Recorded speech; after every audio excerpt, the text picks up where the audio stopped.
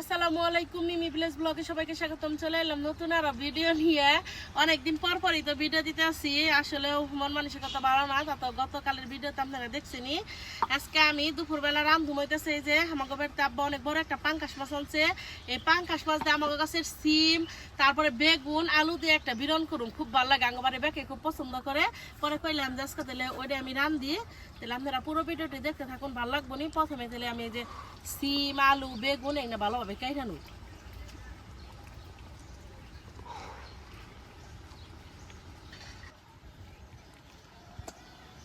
এখন সব কিছু বাড়তে গেছে। সিম এই বাতি সিম দেয়া না, তোমার হচ্ছে লাউ শাক রান্না করলে মজা লাগে। আমি খাই নাই তো, বেতে রান্ধে, কিন্তু আমি তো শাক আসলে খাইতে পছন্দ করি। লাউ শাক অনেক মজা, খেয়ে দেখি।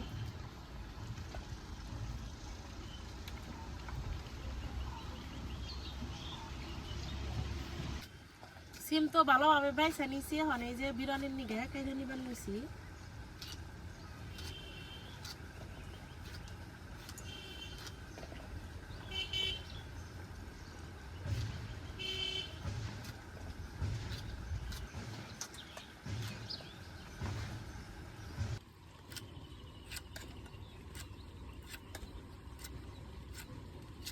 বাতি সিম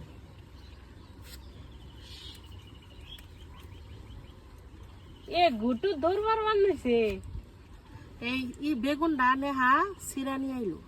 এটা হলো আমাকে গাছের বেগুন, ওই গোল বেগুনের চারা উঠানো পাকা সেটা। গেদ গেদে জ্বালাই তাও একটা বেশি মিট যায় না।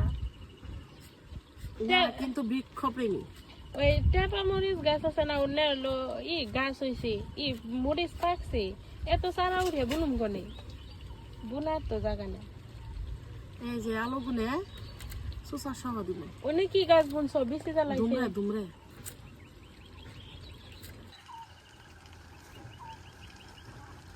একটা করল্লা আছে ভুট্টা একটু নিচে বলে বড় হয়েছে খালা করে। ছোট এদের কথা কিছু নেই। নেহা আমার গাছটি দেখা গুলগুলাইতেছে। খেতে সমস্যা হবে না তাই না? এখন এনে শামুক নাই তো, কিন্তু ইয়ে যে ধান পাতা খায় রে, ওই গুটুয়ে গুটুয়ে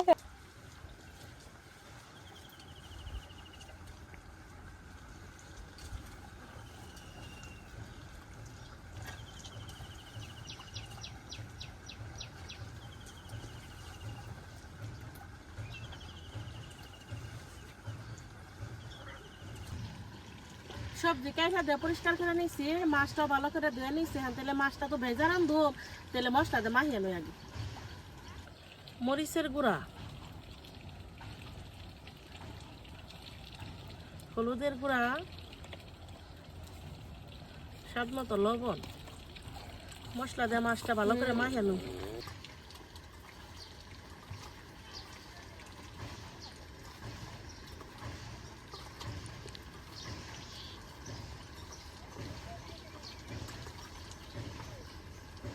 মশলা দিয়ে মাছটাকে খুব ভালোভাবে মাখিয়ে নিলাম।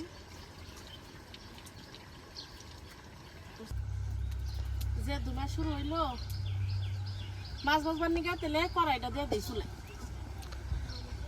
কড়াই দিয়ে দিব তেল,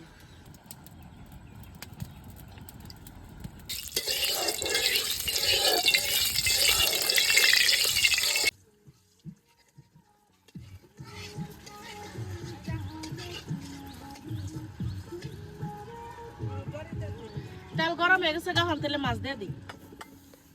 কি আম গেছে কি সাত তুমি আমার বগালে কে কই বাড়িতে কেউ নাই, বাড়িতে কেউ নাই।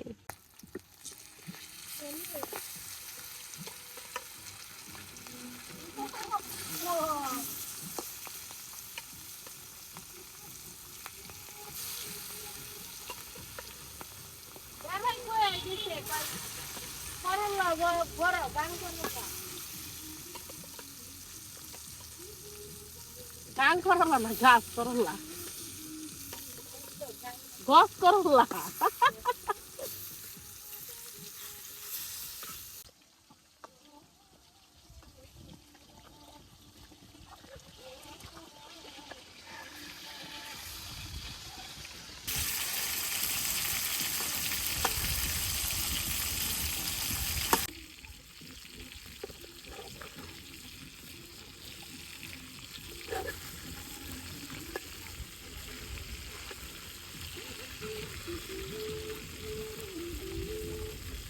আমার পিছনে যে পাড়া দেখতেছেন আমার এক চাস্তো ভাইয়ের ছেলের বিয়ে এমনিকে বদমাস্ত আছে।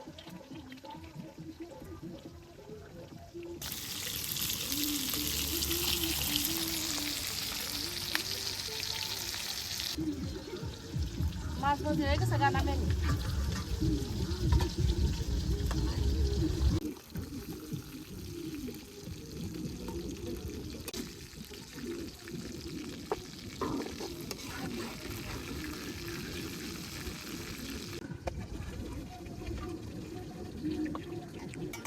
মাছ ভাজি তেলের উপরে দিয়ে দেবো পেঁয়াজ কাঁচা মরিচ পেঁয়াজ কুচি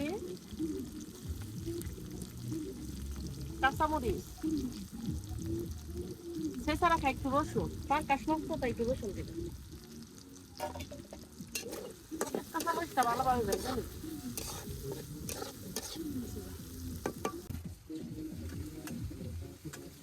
পেঁয়াজ কাঁচা মরিচ গুলা খুব ভালোভাবে বাইজে নিয়েছি দেখো সামান্য একটু পানি সব মশলা দিলে হবে দিই খুব অল্প মশলায় রান্ধুন সামান্য একটু হলুদের গুঁড়া মরিচের গুঁড়া ধনিয়ার গুঁড়া স্বাদ মতো লবণ একটু আদা বাটা একটু জিরা বাটা মশলা আমি হালকা করে কষে নেই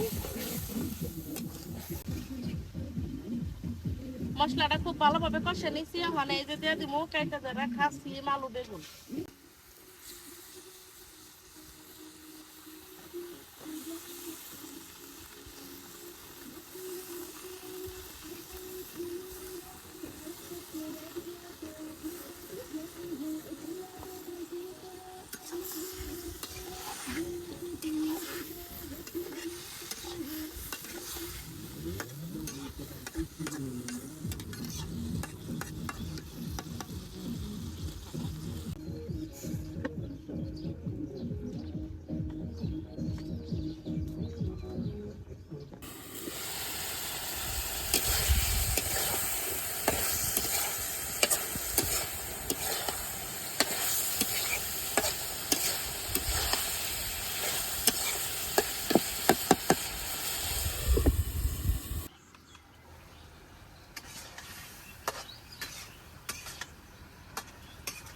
সবজিটা খুব ভালোভাবে কষে নিয়েছি আর দিয়ে দেবো ভেজে রাখা মাছ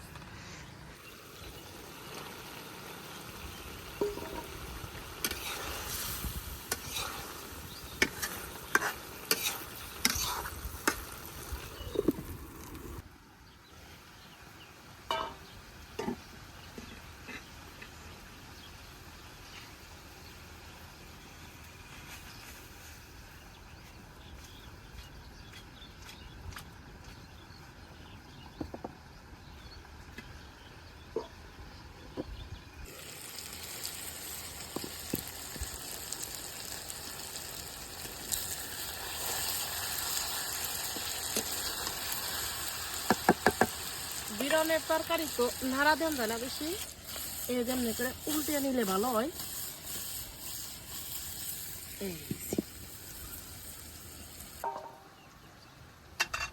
বিরনের তরকারি হয়ে গেছে গানা মেনে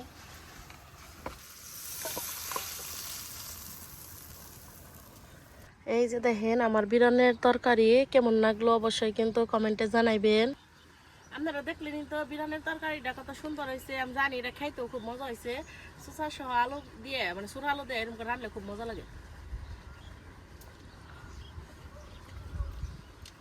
কত মজা হয়েছে তরকারিটা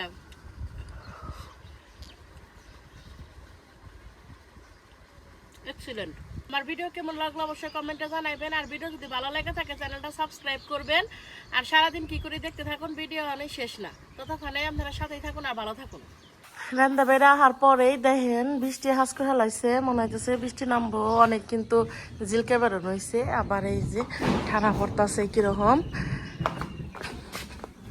দুপুরে খাওয়া দাওয়া করলাম কেবলই খেয়ে মানে রান্দাইতেই বৃষ্টি হাস করে হেলাইছে এই যে দেখেন কি অবস্থা হয়ে গেছে গা আকাশের অবস্থাটা মনে হইতেছে একটু পরেই বৃষ্টি নামবো বৃষ্টি আর আগে আকাশটা যে এত সুন্দর হয় অসম্ভব সুন্দর হয়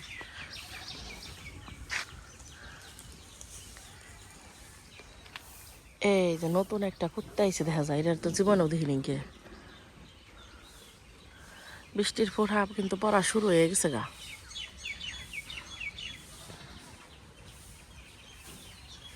এই যে দেখেন বৃষ্টি শুরু হয়ে গেছে গা, একটু পরে মনে হয় মেলা বৃষ্টি নামবো।